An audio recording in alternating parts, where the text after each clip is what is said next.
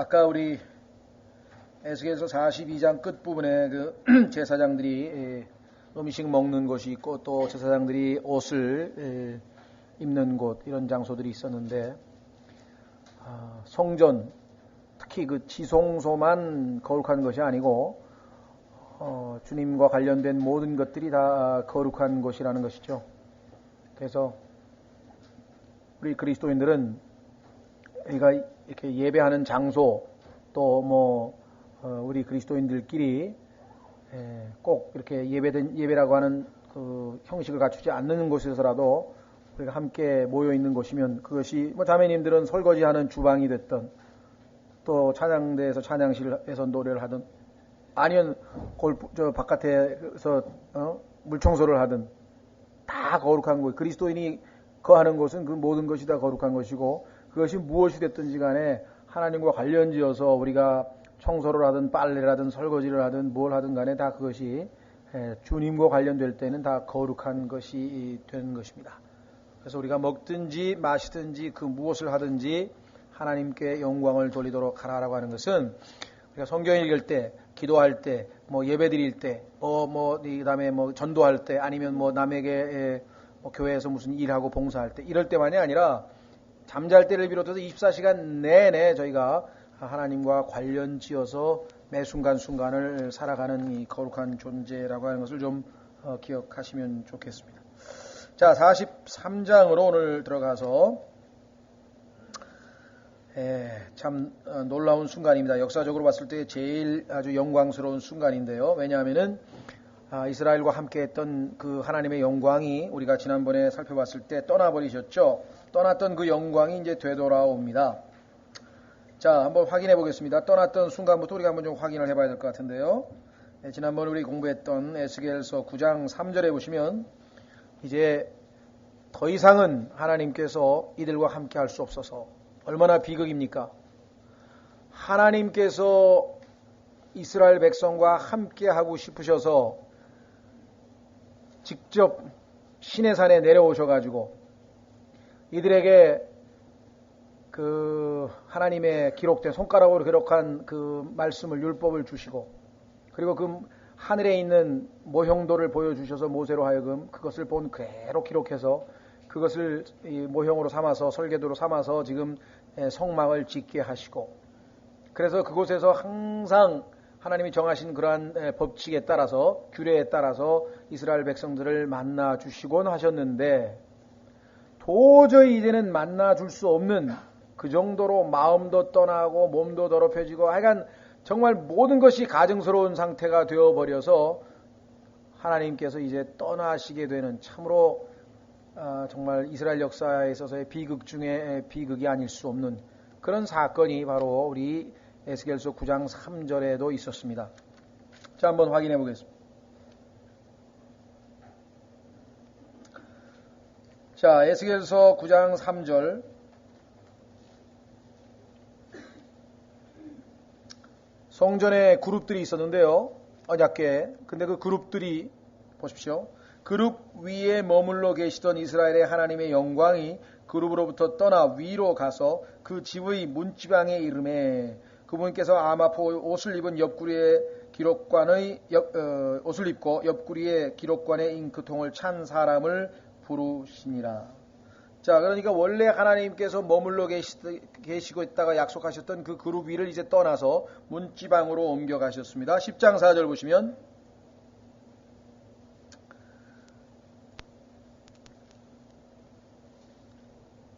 이제 10장 4절, 그때 주의 영광이 그룹을 떠나 위로 올라가 그 집의 문지방 위에 서니 그 집은 구름으로 가득하며 뜰은 주의 영광의 광채로 가득하고 그룹들의 날개 소리는 바깥뜰에까지 들리는데 마치 전능자 하나님께서 말씀하실 때 내시는 목소리 같더라.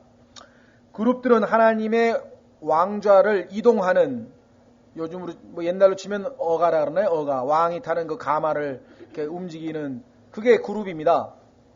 그런데 그게 지금 이제 바퀴 소리가 들리면서 이제 떠나버리려고 하는 상황인데요. 자, 18절 보십시오. 10장 18절.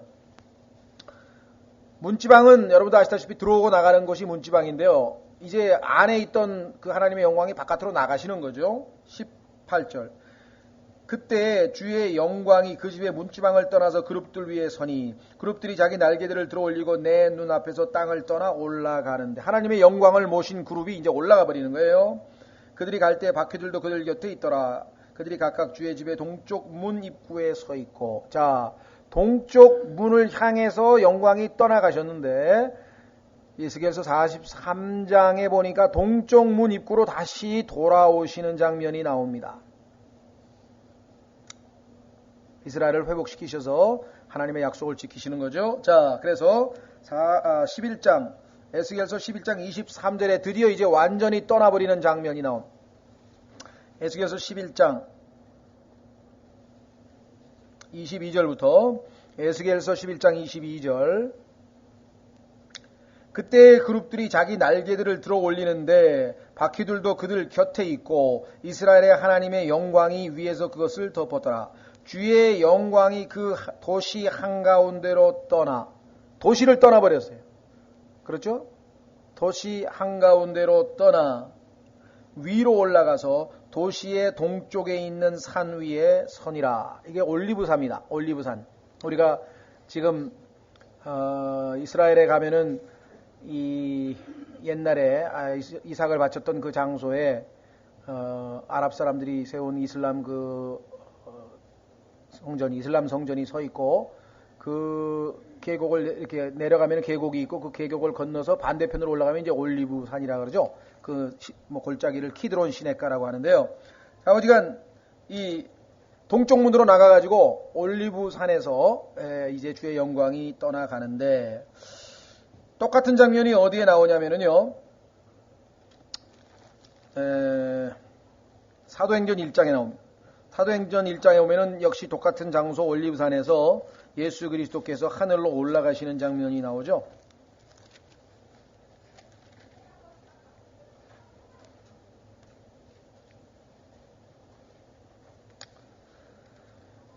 예, 사도행전 1장 11절.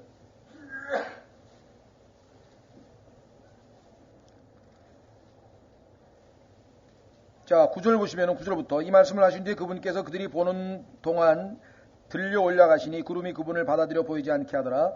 그분께서 올라가실 때 제자들이 하늘을 주목하여 바라보고 있는데 보라, 흰옷 입은 두 남자가 그들 곁에 서고 또 그들이 이르되 너희 갈릴리 사람들아 어찌하여 서서 하늘을 바라보고 있느냐. 너희를 떠나 하늘로 들려 올라가신 바로 이 예수님께서는 너희가 하늘로 들어가심을 본 그대로 오시리라. 마찬가지로 아까 영광이 떠났는데요, 그 영광이 떠나간 방식 그대로 또 반대로 에스겔서 43장에서 영광이 지금 되돌아오죠. 자, 12절, 사도행전 1장 12절에 보시면 그 장소가 올리브산이라고 하는 것이 나와 있습니다. 그때 그들이 올리벳이라고 하는 산으로부터 예루살렘으로 돌아오니, 아하, 그러니까 예수님께서 승천하신 장소가 바로 올리브산이었구나. 그런데 오늘 이스라엘이 영광이 떠난 장소도 보니까 동쪽에 있는 산 올리브산이라는 것이죠. 올리벳, 우리가 보통 올리벳이라고 하죠. 올리벳이라고 하는 산. 자, 그래서 우리는 다시 에스겔서 43장으로 이제 옵니다. 떠나갔던 하나님의 영광이 되돌아오는 날, 그날이 곧 주의 날이요, 그날이 예수 그리스도께서 왕으로 뭐라 그러나요? 대통령은 취임이라고 그러고 왕은 뭐라 등극한다 그러잖아요. 등극. 왕위를 드디어 이제 선포하고, 원래부터 왕이셨지만 그동안에 하늘에 계셨기 때문에 이 땅에 이제 그 왕으로서의 위용을 갖추고 들어오시는 날이 상징적으로 지금 주의 영광이 되돌아오는 날로 묘사되어 있습니다. 자, 그래서 이제 에스겔서 43장 1절, 그 뒤에 그가 나를 데리고 문에 이르니 곧 동쪽을 바라보는 문이라. 여러분들 그 드린 도표에 보면은 주의 영광이 돌아옴, 잘 안 보이시죠? 그냥 돌아까지만 보이죠? 주의 영광이라고 해서 그 연기가 이렇게 보이고, 에스겔서 43장 1절에서 7절에서 지금 동쪽 문 쪽으로 쭉 보이시죠? 예, 주의 영광이 돌아옴인데 잘 안 보이실 거예요, 아마. 끝부분이 잘 안 보이시죠? 예, 그래서 에스겔서 43장 1절에서 7절에서 이라고 하는 게 이스트 게이트란 말이죠. 동문 쪽으로 지금 보이시죠? 자, 그 뒤에 그가 나를 데리고 문에 이르니 곧 동쪽을 바라보는 문이라. 보라, 이스라엘의 하나님의 영광이 동쪽 길에서 오는데. 자, 그분의 음성은 많은 물들의 큰 소리 같고 땅은 그분의 영광으로 말미암아 빛나니. 자, 그분의 음성이 많은 물들의 소리 같다. 어디서 들어보셨죠? 아하, 이분이 예수 그리스도시구나. 한번 보겠습니다. 계시록 1장으로 가면은 예수 그리스도를 탁 보는 순간에 요한이 그 모습을 묘사했습니다. 예수님을 바라보면서. 그런데 그 모습에 보면은 이렇게 나와 있습니다. 한번 확인해 보겠습니다. 요한계시록 1장 12절. 요한계시록 1장 12절. 이에 내가 돌아서서 나와 말씀하신 그 음성을 알아보려 하니라. 돌아설 때 내가 7 금 등잔대를 보았더니 이 7 등잔대의 한가운데에 사람의 아들 같으시니가 발까지 내려온 옷을 입고 가슴에 금띠를 두르고 계시는데, 그런데 이 7 금 등잔대, 7 등잔대는 7 교회라고 20절 맨 끝에 해석이 되어 있어요. 그러니까 교회를 돌보고 계신 또는 지켜보고 계시는 주님의 모습인데요. 자, 어떤 모습인가 보십시오. 사람의 아들 같으시니까 발까지 내려온 옷을 입고 가슴에 금띠를 두르고 계시는데 그분의 머리와 머리털은 양털같이 희고, 영원부터 계셨으니까 뭐 이렇게, 그래서 옛날에 저 염라대왕이 다 이렇게 흉내내가지고 다 허옇게 입고 나타나죠. 자, 눈같이 희며 그분의 두 눈은 불꽃 같고 그분의 두 발은 용광로에서 달고 낸 정제된 놋 같으며, 놋, 심판을 상징하는 거죠. 그분의 음성은 많은 물소리와도 같고. 자, 그러니까 지금 보니까 하나님의 영광이 음성을 나타냈다. 이런 일은 없었어요. 성막, 광야 생활할 때 성막 지었을 때도 하나님의 영광이 불기둥, 구름기둥으로 이렇게 나타나셨어요. 보이셨고, 그 다음에 성전에도 그냥 구름이 꽉 차서 그 영광 때문에 감히 접근도 못했고, 그러나 그 하나님의 영광이 음성을 냈다는 말은 없어요. 그렇다면 여기서 하나님의 영광은 곧 누구예요? 예, 의인화된 영광이죠. 즉 누구예요? 예수 그리스도란 말이에요. 음성이 들려야 돼요. 음성이. 예수 그리스도. 그분의 음성은 많은 물들의 큰 소리 같고 땅은 그분의 영광으로 말미암아 빛나니. 참으로 그야말로 아주 영광스러운 날이 되겠네요. 그렇죠? 그 모양이 내가 전에 본 환상, 곧 전에 내가 그 도시를 멸하러 왔을 때 본 환상의 모양과 같고, 아까도 그랬잖아요. 올라가신 그대로 내려오신 것처럼 이번에도 똑같은 모습으로 그 환상들이 내가 전에 그발 강가에서 본 환상과 같기에 내가 얼굴을 대고 엎드렸더니. 아까 말씀드렸죠? 천년왕국의 시작은 어떤 것입니까? 예, 경배를 하는 왕국에 엎드리는 거예요. 우리가 이분 앞에 했을 때는 무릎 꿇고 엎드려서 그분을 찬양하고 그분의 말씀을 듣고 기뻐하고 다시 그분께 찬양을 드리고 다시 기뻐하고, 이게 뭐 정말 영원토록 기뻐하는 그런 경배죠. 얼굴을 대고 엎드렸더니 주의 영광이 그 방향이 동쪽을 향한 문의 길을 통하여 그 집으로 들어가니라. 왜? 아까 동쪽을 향해서 나가셨으니까 동쪽을 향해서 다시 들어오시는 거죠. 자, 이에 그 영께서 나를 취하여 안뜰로 데리고 가시더라. 보라, 주의 영광이 그 집에 가득하더라. 그 집에서 내게 말씀하시는 이의 소리를 내가 들었을 때 그 사람이 내 곁에 서 있더라. 자, 여러분들 지금 동쪽 이런 얘기를 했는데요. 아마 이미 창세기 공부하실 때 공부를 잘 해두신 분은 이 하나님의 방향은 동쪽에서 서쪽이다. 그 다음에 북쪽에서 남쪽이죠. 하나님이 계신 곳은 북쪽인데요. 하나님께서 역사를 주관하시는 하나님이시고 하나님께서는 그분의 이 일을 하실 때에는 항상 동쪽에서 서쪽 방향으로 이 일을 하셨고, 동쪽에서 서쪽 방향은 늘 하나님이 함께 하시고 하나님이 축복하시고 하나님이 도와주시는 하나님의 영광이 나타나는 방향이고, 반대로 서쪽에서 동쪽으로는 아까도 말씀드렸지만 하나님의 영광이 떠나버리는 나쁜 방향이죠. 그렇죠? 예. 그래서 아마 미국에서 그 서부 개척사라고 하는 그것도 무관치가 않고요. 복음도 항상 동쪽에서 서쪽으로 움직였습니다.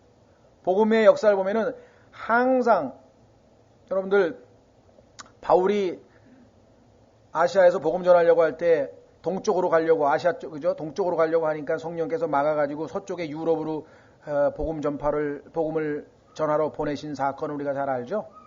그래서 그 복음은 다시 서쪽으로 해서 대서양을 건너서 다시 미국의 동부에 도착해서 거기에서 7번의 큰 부흥이 일어나서 다시 서쪽으로 해서 태평양을 건너서 그 다음에 어디까지 왔습니까? 아시아에 우리에게까지 이르러서 그렇죠.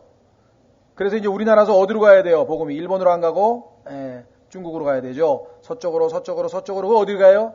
예루살렘. 그래서 예루살렘으로 시작한 복음이 예루살렘에서 그 땅 끝까지가 어디예요? 예루살렘이에요. 땅의 시작이 지구가 원이니까 시작이 예루살렘에서 그죠? 복음이 전파되기 시작해가지고 예루살렘에서 끝나는 거죠. 그래서 그 유명한 땅 끝까지 가다라고 하는 김성일 씨의 소설도 보면 나오잖아요. 정말 그 머리 좋더라고요. 그 사람 어떻게 이렇게 추리 소설을 재밌게 썼는지. 성경을 가지고 소설을 써가지고요. 다빈치 코드보다는 차라리 그걸 읽는 게 더 나을 것 같아요. 거기에 보면 아주 흥미진진할 뿐만 아니라 이 성경으로 풀어가는 일종의 막 퀴즈 같은 그런 내용이기 때문에 아이들 정말 좀 독서 수준을 높이려면은 차라리 땅 끝에서 오다 땅 끝까지 가다 그런 추리 소설 괜찮고요. 또 천국과 지옥이라고 하는 이 로마 시대에 관련된 그것도 전도용으로 괜찮은 그런 소설 같은 것들이 있는데요. 물론 거기 안에 이제 좀 문제되는 것들이 많이 있죠. 그러나 우리가 전반적으로 그래도 사람들에게 흥미를 유발시킬 수 있는 것 아닌가. 자, 조금 더 정리를 해드리게 되면은요. 이 동에서 서. 자, 성경에서 순서대로 한번 보십시다. 아담과 이브가 에덴 동산에서 쫓겨난 게 동쪽으로 쫓겨났어요. 그러니까 서에서 동쪽으로 가는, 동쪽 방향으로 가는 건 안 좋은 거예요. 서쪽 방향으로 가야 돼. 자, 그 다음에 가인이 추방당한 게 또 어디로 갔습니까? 동쪽으로 쫓겨나갔어요. 그래서 에덴의 동쪽인 노 땅에 거주했다고 성경에 기록했죠. 자, 야곱은 죄를 짓고 도망을 쳤는데 어디 서쪽에서 동쪽으로 도망을 쳤죠? 외삼촌 라반한테 갔는데 그 라반은 다름 아닌 적그리스도의 예표입니다.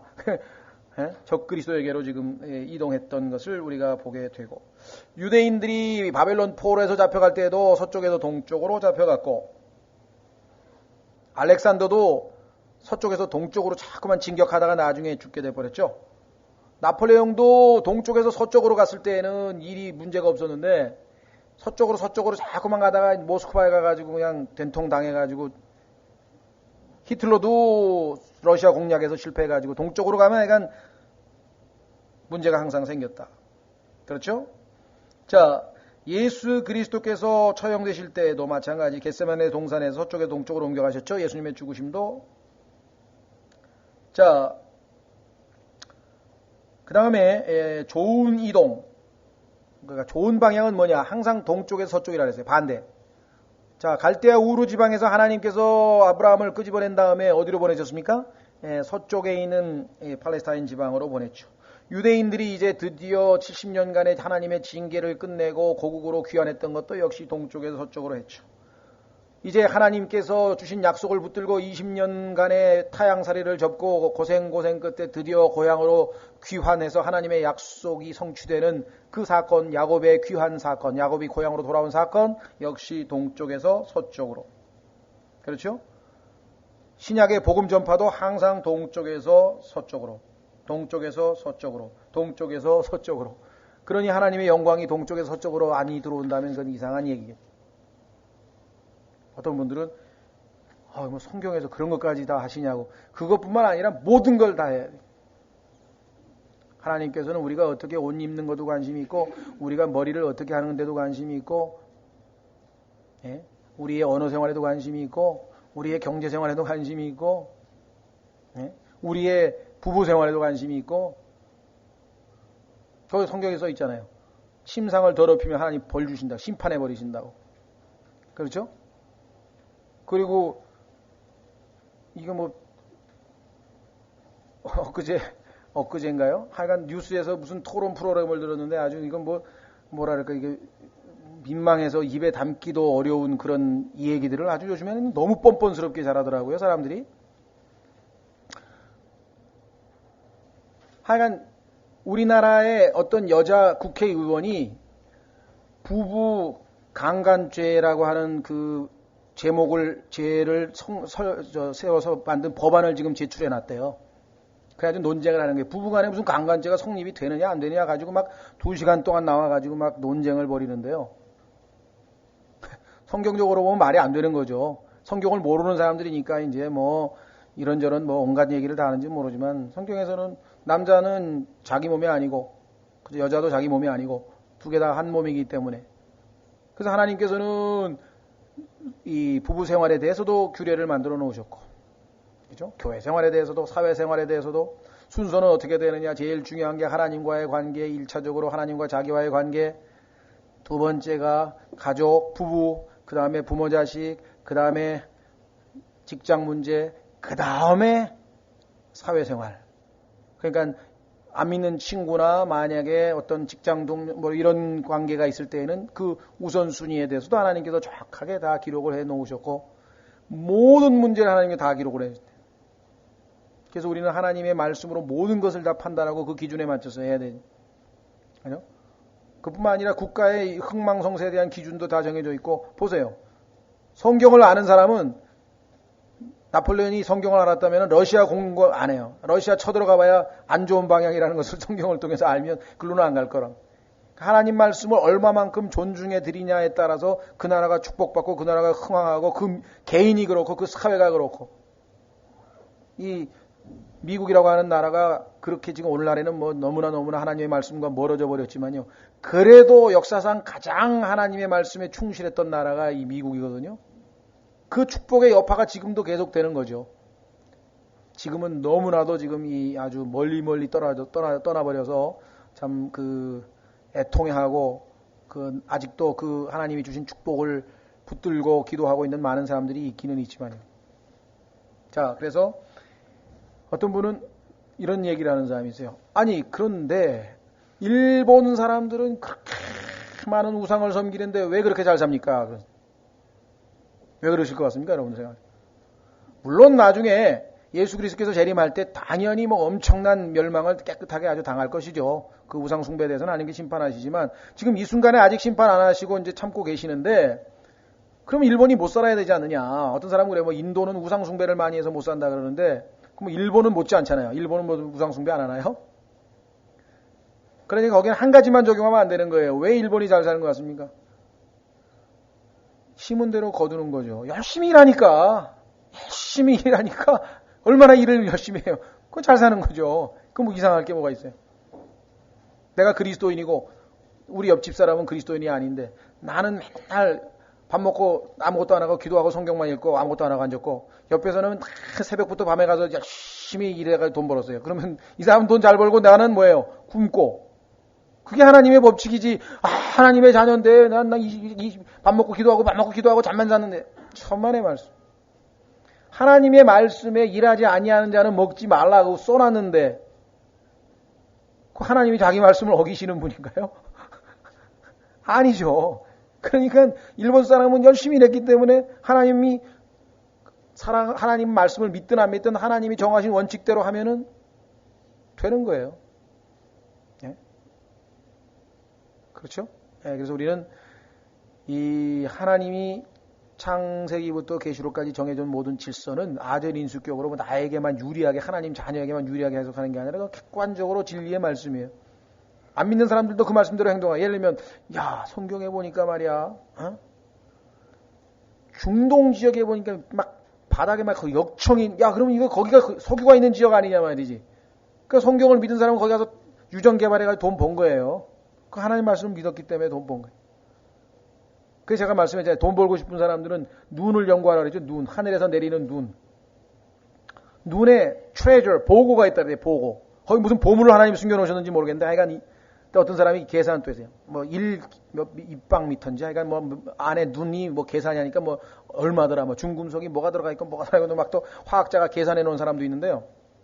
엊그제 보니까 일본에서 그 눈을 큰 창고에다가 채워가지고요. 아파트를 냉방을 한대요. 그 눈이 녹으면서 아파트를 냉방을 하는데 지금 그 아파트들이 이 2달 동안 하여간 그 겨울에 눈을 창고에다 싸서 녹는 것으로 다 냉방이 가능했다 그래가지고 에너지 활용에 관한 얘기가 나오더라고요. 근데 하여간 모르지만 하나님께서 뭔가 눈 속에 뭐가 보물이 있다 했으니까 연구를 해보면 하나님 말씀을 믿으면 뭐가 되겠죠. 자, 뭐 초점은 그 얘기를 하려고 한 것은 아니었고요. 이와 같이 하나님께서는 이 축복을 주시는 방향까지도 성경에 언급이 되어 있다라고 하는 것입니다. 우리나라도 복음이 북쪽에서 밑으로 내려왔죠. 하나님이 계신 방향이 북쪽인데 북쪽에서 남쪽으로 복음이 전파돼 내려왔잖아요. 이북에서 지금 내려온 사람들이 그나마 우리에게 복음 전해줘서 참 하나님 말씀에 여러분들 얼마나 정확한가 한번 보실래요? 저는 여러분은 모르겠어요. 제 생각은 그런 것 같아요. 고린도전서 한번 보세요. 고린도전서 9장 11절.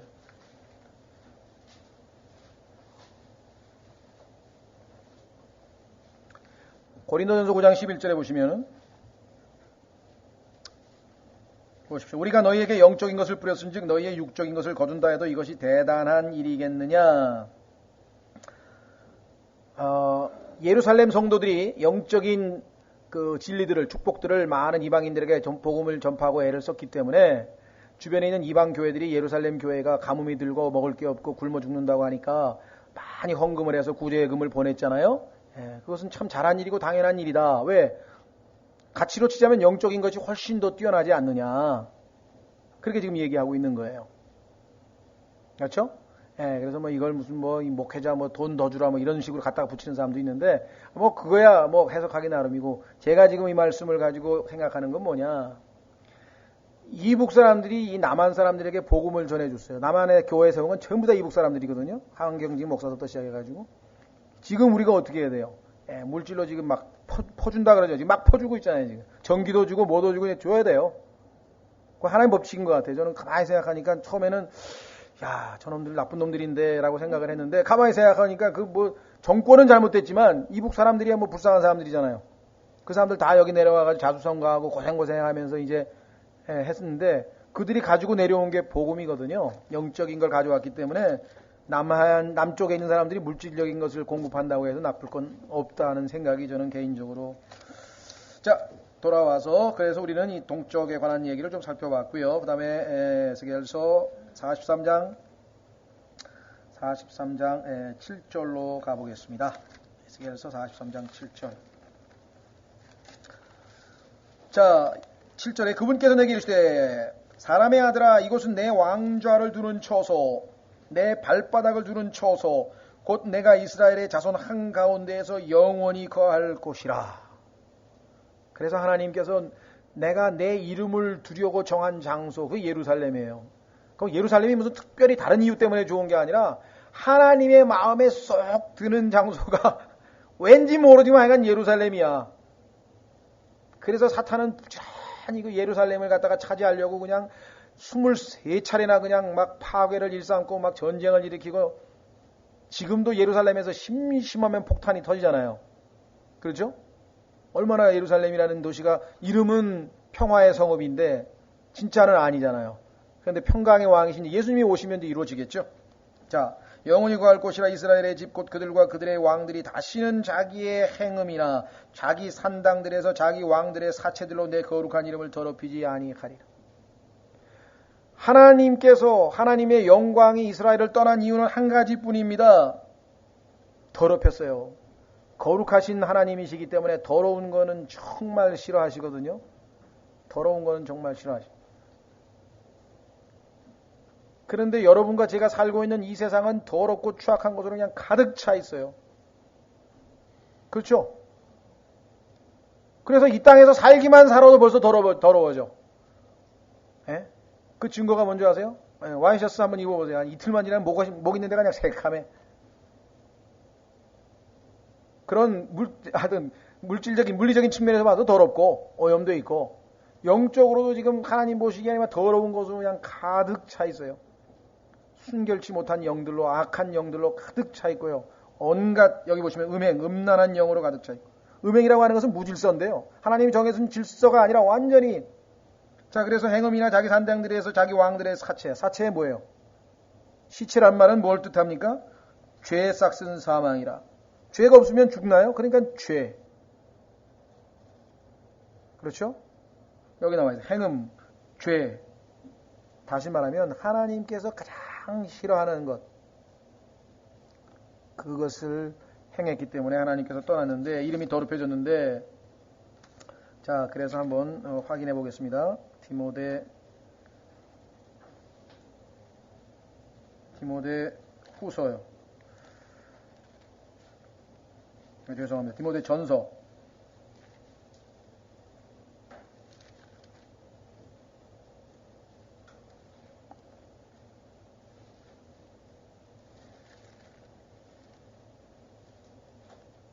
가만히 있어봐. 누가 좀 확인해 보시겠습니까? 우리 라영재님 거기 그 주의, 누구든지 주의 이름을 부르는 자는 악한 것으로부터 떠나라.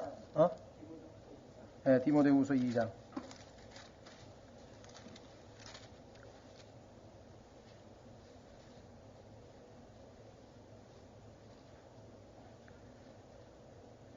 몇 절이죠? 19절이네요. 디모데후서 2장 19절. 그럼에도 불구하고 하나님의 기초는 든든히 확고히 서 있으며 거기에 이같이 새겨진 말씀이 있어 일렀으되 주께서 자신의 백성인 자들을 아신다 하시고 또 그리스도의 이름을 부르는 자마다 불법에서 떠날지어다. 불법에서 떠날지어다.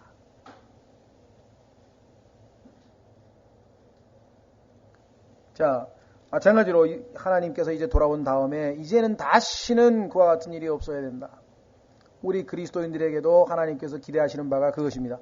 그런데 이 땅에서 어차피 악한 현 세상 속에서 이 더럽고 아주 영적으로 이 잘못된 환경 속에서 우리가 매일매일 살아가면서 어떻게 해야 되겠어요?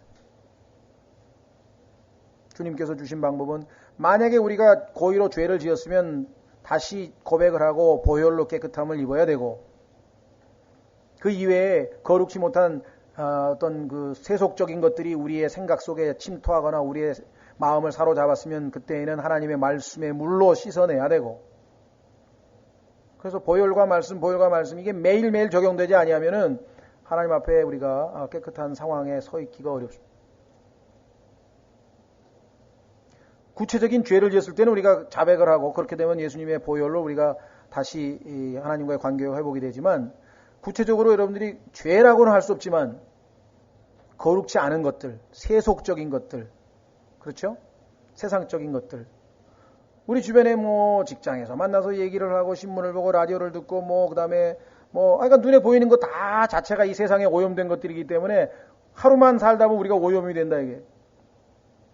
그래서 하나님의 말씀을 읽어가면서 그 말씀의 물로 씻어내야지. 안 씻어내면 어떻게 됩니까?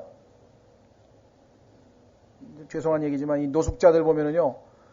다른 건 전 다 괜찮겠어요. 다른 건 뭐 참 그분들하고 어떻게 근데 냄새가 정말 너무 심하더라. 그 옆에 가서 뭘 같이 대화를 하려고 해도 그 냄새가 너무 심하죠. 그렇죠? 안 씻었으니까. 영적인 것도 마찬가지예요. 매일 말씀에 물로 안 씻어내면 냄새가 나는 거야. 이게 뭔가 아니야. 예? 말씀의 물로 씻어내는 것. 정말 현대인들은요, 아침에도 샤워하는 사람이 어떤 왜 낮에 또 샤워 땀 난다고 저녁에 샤워하고 어떤 사람은 2번, 3번 샤워를 하는데 말씀의 물로도 우리가 그렇게 하지 아니하면 지금 이 오염된 영적인 상황에서 우리가 이겨낼 도리가 없어요. 깨끗한 물, 뭔가 목욕하고 나면 좀 상쾌하죠, 그렇죠? 기분이 좋잖아요. 샤워하고 나면. 말씀도 마찬가지예요. 그냥 세상에 라디오 듣고 뭐 하다가 그냥 내가 이거 하나님의 자녀인지 아닌지 느낌이 없어. 왜? 그냥 이미 오염이 됐기 때문에. 근데 말씀을 계속 읽어가면서 또 서서 씻겨나가고 샤워가 이렇게 돼가지고 한 30분 정도 가면은 이제 뭔가 하나님 자녀 이 말씀이 딴 세상에 와 있어요. 저희 이미 딴 세상에 와 있어요. 말씀 속으로 침잠해 가면은 점점. 근데 그게 없이 또 하루 가고 이틀 가고 한 달 가고 2달 가고 석 달 가고 1년만 가보세요. 노숙자가 유가 아니야. 하나님께서 가까이 올 수가 없어요. 너무 냄새가 나기 때문에 부지런히 씻어가지고 완전히 그때는 어쩔 수가 없어. 정말 때밀이라도 하나 고용해가지고 그냥 어딥니까? 사우나 같은 데 가가지고 완전히 그냥 박박 밀어가지고 정말 막 발바닥 닦는 돌 또 있잖아요. 돌도 발바닥 때까지 다 닦아가지고 박박 해가지고선 다시 나타나기 전에는 자, 그래서요.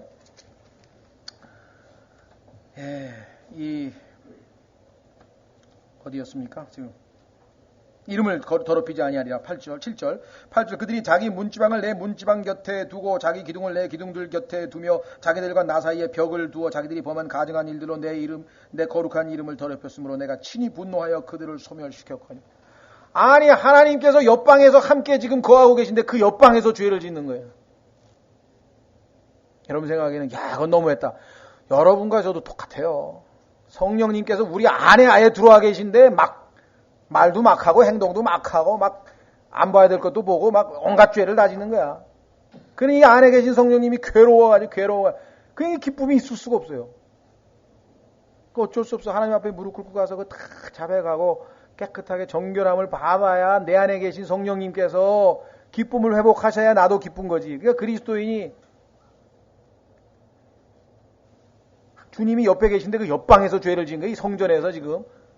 과거에. 그래서 영광이 떠나버려서 하나님께서 차마 악을 보실 수가 없어가지고 성령님께서 우리 안에 지금 탄식하고 계십니다. 자, 그래서 9절에 이제는 그들이 자기의 행음과 자기 왕들의 사체들을 제거하고 내게서 멀리 두어야 하리라. 이제 그런 건 다 멀리 두고 그리하면 내가 그들의 한가운데서 영원히 거하리라. 그 목적이 뭐예요? 함께 거하겠다 그러잖아요. 다시 옛날에 함께 거했던 것처럼. 아까 말씀드린 것처럼 이제는 성전에서 경배 중심의 놀라운 축복된 시기가 있습니다. 자, 10절. 사람의 아들아 너는 그 집을 이스라엘 집에게 보여서 그들로 하여금 자기 불법들을 부끄러워하게 하며 그 모형을 측량하게 할지니라. 아마 우리도 잘 모르겠습니다만 예수 그리스도의 그 부활하신 몸을 보면은요. 그 몸에는 못 박힌 자국이 그대로 있거든요. 창에 찔린 자국이 그대로 있고. 그 왜 그러겠어요? 우리로 하여금 항상 생각나도록 과거에 우리의 죄악스러웠던 그 모습, 그 후에 예수 그리스도께서 구원하셨던 이 사람들에게도 지금 주님께서 기억나게 하시는 게 부끄러워하게 하며 그 모형을 측량하게 할지니라. 하나님께서 출애굽 당시에 시내산에서 나타나셔가지고 이렇게 거룩한 규례와 놀라운 우리를 위해서 우리가 하나님 앞에 거룩하고 하나님 앞에 축복받고 하나님 앞에 그야말로 행복하게 하기 위해서 모든 그 자료를 모든 진리를 다 정보를 다 줬는데 그 깡그리 무시하고 제멋대로 행동해가지고서는 몇천 년 동안 고생하다가 이제 주님이 다시 오셔가지고 옛날에 그 주셨던 율법을 쫙 한번 보니까 이제 와서야 구구절절이 하나님께서 우리를 제한해서 우리로 하여금 못하게 하고 막고 어떻게 그러려는 의도가 아니라 결국은 다 우리를 사랑하셔서 우리의 유익을 위해서 우리가 잘 되라고 한 것이구나. 이제 와서 깨닫는 거예요. 그렇죠? 감옥에 가가지고 실컷 고생한 불효자가 이제 돌아와가지고 이제 어머니 앞에 무릎 꿇고 과거에 어머니 아버지가 했던 잔소리가 다 자기 재밌게 놀려는데 막으려고 한 게 아니라 다 그게 하나님이 유익을 위해서 했구나. 그걸 깨닫듯이 지금 유대인들도 지금 그거 깨닫게 하시겠다고, 깨달게 될 것이라고. 네, 우리 여기 지금 전명원 형제 본인이 있어서 좀 얘기가 좀 그런데 하여간 보니까 아주 자식 교육을 잘 시키셨더라고요. 하여간 부러워가지고 제가 좀 미리 좀 배워둘 걸 그랬는데 보니까 여러 가지로 하여간 많이 했는데 그 중에 하나가 이 식탁에 멸치하고 콩인가요? 그거를 하여간 매일 먹겠대요. 의무적으로. 근데 나중에 그 아들, 딸인가요? 와서 그 얼마나 먹기 싫은 걸 먹였겠어요. 근데 나중에 와서 여기 아빠한테 와서 고맙다 그러더래요. 아빠 그거 억지로 먹여가지고 내 지금 이렇게 키가 컸다고. 그래서 고맙다고. 이제 와서 알겠다고. 그렇게 깨달았다 그러더라고요. 네. 마찬가지. 자, 그래서 유대인들은 이제 드디어 그 모형을 측량하게 할지나 만일 그들이 11절 자기들이 행한 모든 일을 부끄러워하거든 너는 그들에게 이 집의 형식과 양식과 나가는 것과 들어오는 것과 그 모든 형식과 그 모든 규례와 그 모든 형식과 그 모든 법규를 보여주고 그들이 보는 앞에서 그것을 기록하여 그들로 하여금 그 모든 형식과 그 모든 규례를 지켜 행하게 하라. 야, 하나님 지금 힘들어 죽겠는데 이 모래벌판에 이 광야에서 왜 이런 걸 만들려고 하십니까? 이렇게 불평불만 짜증을 했는지 모르겠는데 지금 와서 보니까 그게 뭐예요? 전부 다 유익한 것들이었다는 거죠.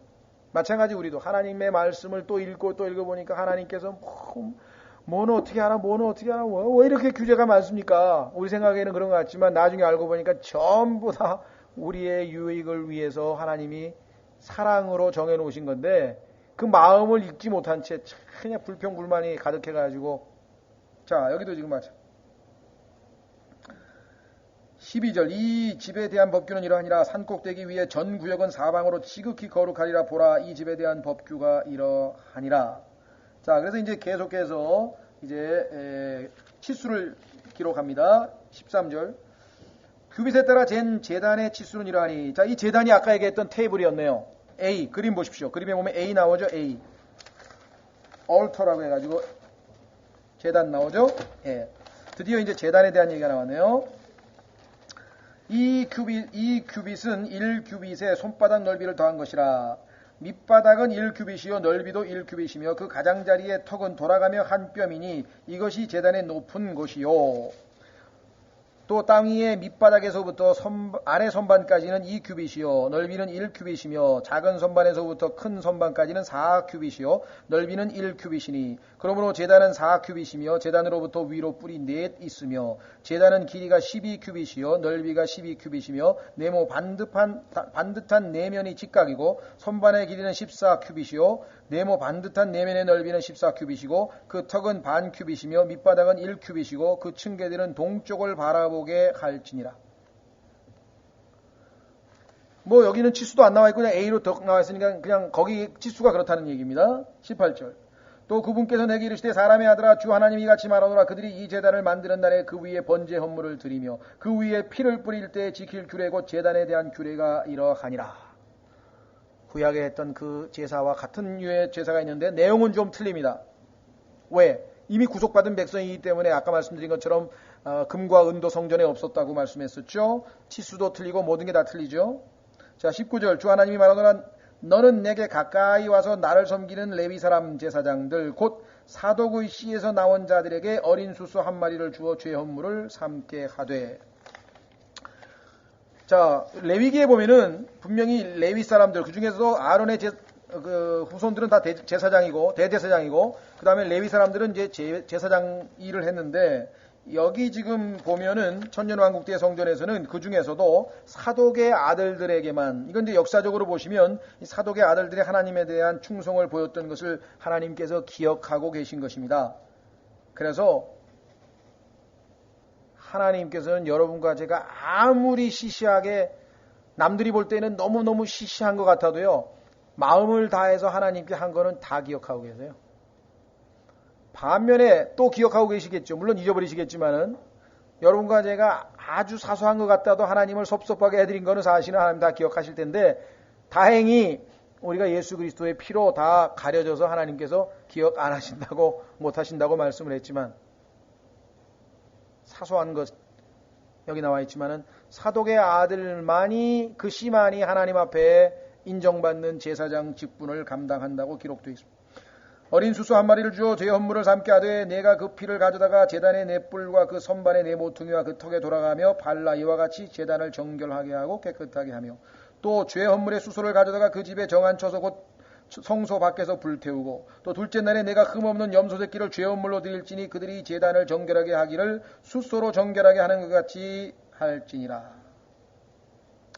내가 제단을 정결하게 하기를 마친 뒤에는 흠없는 어린 수소 한 마리와 양떼 가운데서 흠없는 수양 한 마리를 드리되 그것들을 주 앞에 드리고 제사장들을 그 위에 소금을 치며 주께 번제 헌물로 올려드릴지나. 자, 구약에서의 제사와 차이점은 분명히 제단에는 아침 저녁으로 항상 어린 양 한 마리씩 드리도록 되어 있단 말이에요. 출애굽기 29장에는. 여긴 지금 제사가 완전히 달라졌었죠. 당연하죠. 왜?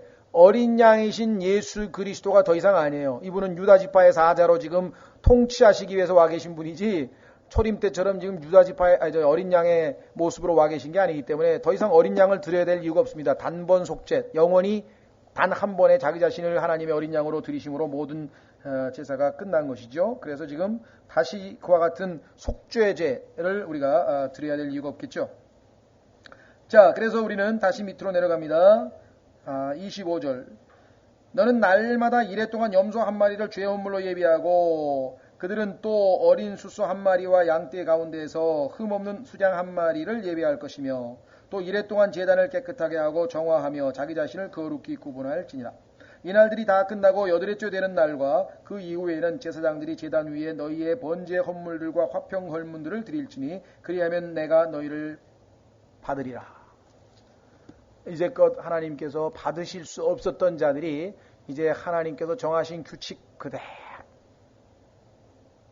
자, 여러분과 저는 이미 예수 그리스도, 즉 에베소서 1장 6절에 말씀하신 것처럼 그분의 사랑하시는 아들 안에서 이미 우리를 받으셨다고 성경에서 말씀을 했고, 그래서 여러분과 하나님의 받으실 만한 뜻, acceptable will이라고 그랬는데 그 받으실 만한 그 뜻을 분별해서 우리가 그 뜻대로 살려고 지금 애를 쓰죠. 그래서 성경에 보니까 이제는 하나님께서 우리를 받으셔서 우리가 이제 구원의 반열에는 들어섰지만 여러분과 제가 주님을 위해서 하는 이 일들이 있잖아요. 섬기는 일들. 그런데 유대인들은 과거에 이 규례대를 다 어겨버렸단 말이에요. 분명히 하나님께서 어디다 들어가세요? 자신의 이름을 두실 예루살렘에서 1년에 3번씩 반드시 유대의 모든 이스라엘의 12지파의 모든 남자들이 와서 경배하라 했는데 북쪽에 있는 10지파는 자기들이 멋대로 예루살렘도 아닌 단에다가 그 다음에 저 위에 베델에다가 자기 나름대로 거기다가 제단을 성경 하나님이 주신 그 모형대로 안 만들고 이방신들의 무슨 모형처럼 만들어 놓고 제사장도 레위 지파도 아니고 막 이상한 지파 사람 갖다가 세워놓고 지멋대로 막 규례대로. 우리는 어떻습니까? 자, 에베소서, 죄송합니다. 디모데 전서죠. 디모데 전서. 디모데 후서인가 보네요. 디모데 후서 2장 5절. 우리 그리스도인들도 마찬가지입니다. 지금 하나님 정해진 규례가 있는데 그 규례대로 안 하려고 그래요. 자, 디모데 후서 2장 5절. 또한 우승하려고 애쓰는 자가 법대로 하지 아니하면 월계관을 얻지 못하고. lawfully. 법대로 해야 돼요. 그래서 우리가 이제 주님으로부터 보상을 받고 상급을 얻고 주님과 함께 어떤 구원과 관련된 게 아니라 보상적 차원에서 주님 앞에 그리스도의 심판석에 섰을 때에는 법대로 하지 않으냐 한 거는 다 무효가 돼버립니다. 무효. 그렇죠? 법대로 안 하면 다 무효가 돼버린다. 어떻게 돼요? 경배할 때는 영과 진리로. 그렇죠? 그 다음에 주님을 섬기고 우리의 신앙생활은 법대로 어디? 성경에 기록되어져 있는 대로. 하나님의 말씀대로. 자, 그래서 이 규례를 하나님께서 다시 정하셔서 유대인들에게 새롭게 출발할 수 있도록 길을 여셨습니다. 자, 그래서 우리 이제 한두 가지만 코멘트하고 마치겠습니다. 아까 말씀드린 것처럼 이제 더 이상 어린 양은 필요 없다고 말씀을 했고요. 자, 27절 끝부분에 너희가 너희를 받으리라. 하나님께서 아벨을 받았죠.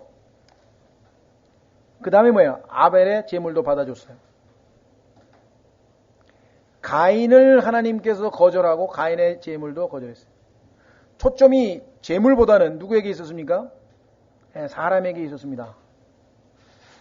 하나님 앞에 나아올 때 아벨은 믿음으로 하나님이 정해주신 규례대로 양을 잡아서 가지고 나온 거고, 그러니까 하나님 앞에 뭐예요? 억셉트가 됐기 때문에 뒤에 예물도 당연히 받아들인. 근데 가인은 하나님이 정해준 지금 오늘 디모데 후서 1장에 본 것처럼 법대로 한 게 아니에요. 하나님이 정해준 규례대로 한 게 아니에요. 하나님은 그것은 분명하게 양을 잡아서 죽여서 그 피를 하나님 앞에 보여줘야만 하나님께서 받아주시겠다고 했는데, 성경에 물론 안 써있지만 가죽옷을 만들어서 그것을 통해서 하나님께서 분명하게 아담에게 가르치셨을 것이고, 그 뒤에 히브리서 9장 23절에 보시면은 피 흘림이 없은즉 죄사함이 없다. 아담이 하나님으로부터 죄사함을 받을 수 있었던 것은 당연히 피 흘림이 있었기 때문에 그렇죠. 가죽옷을 만들려면 피를 흘렸을 거 아니겠습니까? 그렇죠? 예. 하나님이 정해주신 그 규칙대로, 그 방법대로 안 하면 구원도 못 받고 하나님은 분명하게 예수 그리스도께서 흘리신 그 피를 신뢰하고 그 피로 죄사함을 받으라 했는데 그게 아니고 뭐 세례를 뭐 물을 뿌려가 아니면 물속에 들어가서 침례로 구원을 받겠다 뭐 죄를 씻어보겠다고 하는 사람이나 아니면 열심을 다해서 뭐 교회 출석을 하고 뭐 헌금을 하고 기도를 하고 어떤 그런 종교 의식을 통해서 구원을 받으려고 한다든가 이건 있을 수가 없는 거죠. 그럼 법대로 안 하면 구원도 못 받고 구원을 믿음으로 받은 다음에 그 다음에 또 뭐예요? 믿음으로 살아야 믿음의 행위가 있어야 그렇죠? 육신의 행위를 하면은 아무리 겉보기에 화려하게 뭔가 많이 이룩해 놓은 것 같더라도 그게 법을 어긴 것이기 때문에 늘 말씀드렸습니다마는 왜 마지막 주님의 나라에 가면 모든 영광을 하나님께서 홀로 다 받으실 수밖에 없는가? 왜 그렇습니까? 다 하나님이 하신 거니까. 성경에 보니까 빌립보서에서 하나님께서 우리 안에서 일하고 계신다. 역사하고 계신다. 역사란 말은 한자 말이고 일한다. 일하고 계신다. 그렇죠? 우리 안에서. 우리가 할 일은 뭐냐?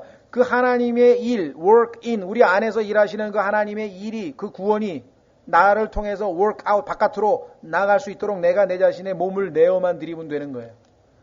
내가 안에서 무슨 일을 해가지고 만들어가지고 바깥으로 하는 게 아니라 일은 하나님이 하시고 나는 그것을 표출하는 통로 역할을 하는 건데.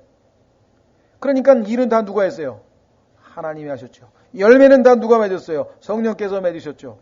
일하신 분도 하나님이고 역사하신 분도 성령님이시고 다 나중에 가니까 다 금과 은과 보석처럼 다 하나님이 만드신 놀라운 것들만 남았는데 여러분과 제가 종교적 열심으로 애를 쓰고 우리가 때로는 경계선이 애매모호해요. 그렇죠?